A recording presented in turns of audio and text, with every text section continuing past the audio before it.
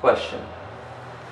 I've been meditating now for some time, and I have originally reached a state of consciousness that I would call enlightened. However, I have fallen from that state, so to speak. Have I done something wrong? I would say no. As Westerners, I don't believe, or even for our species for that matter, that we are to have an ego that exists of non-ego, completely non-ego. Ego being the state of waking consciousness as it exists between the id and the superego.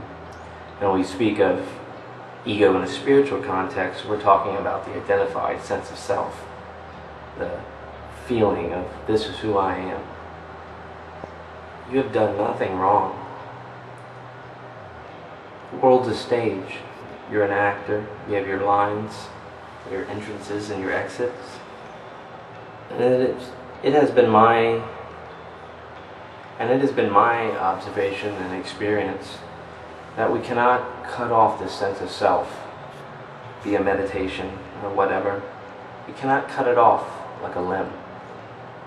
And we attempt to do that. We walk around and we say, I will not think, I will not think, I will be in the now, I'm going to be in the now. But what does that mean, being in the now? Being in the now is not neglecting thoughts. Thoughts have never been the problem. What's been the problem is identification with thoughts. And yes, it's easier to break identification by just simply not participating in the thoughts, but that's not the ultimate answer. If it was your question of why have I not reached a higher end, why do I feel that I've reached a stagnant point in meditation, that wouldn't be happening, would it? Or could it? Alan Watts once said, you cannot smooth the water with a flat iron. You can't smooth water with a flat iron. Think about that. Your thoughts, they roll in like waves. They come, they go. You are not to be identified. You are not to be involved. You're not to be connected and emotionally attached. You are just to become the witness. That is the art of meditation, is becoming the witness, the observer, the listener. And it is in that space that all the contradictory experiences and epiphanies and profoundness that a lot of mystics and a lot of meditations have preached about and spoke of over the centuries. It's the same space that shamans speak of. It's the same space that psychedelics bring us, potentially. There is a unifying experience happening here.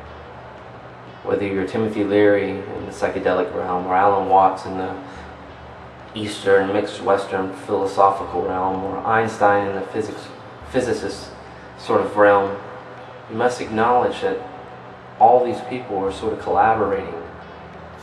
The acknowledgement of a sanctity to life, a sacredness. They've all pointed to a higher state of consciousness, a liberated sense of self. So if this place is real, what I then ask you is, how do you reach it? How do you liberate yourself? How do you become who you really are?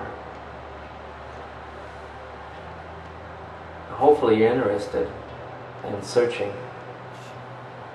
And I will dedicate this channel to sharing my observations and experiences so that you may use them as a guide or a tool, and if nothing else, some sort of hocus pocus entertainment.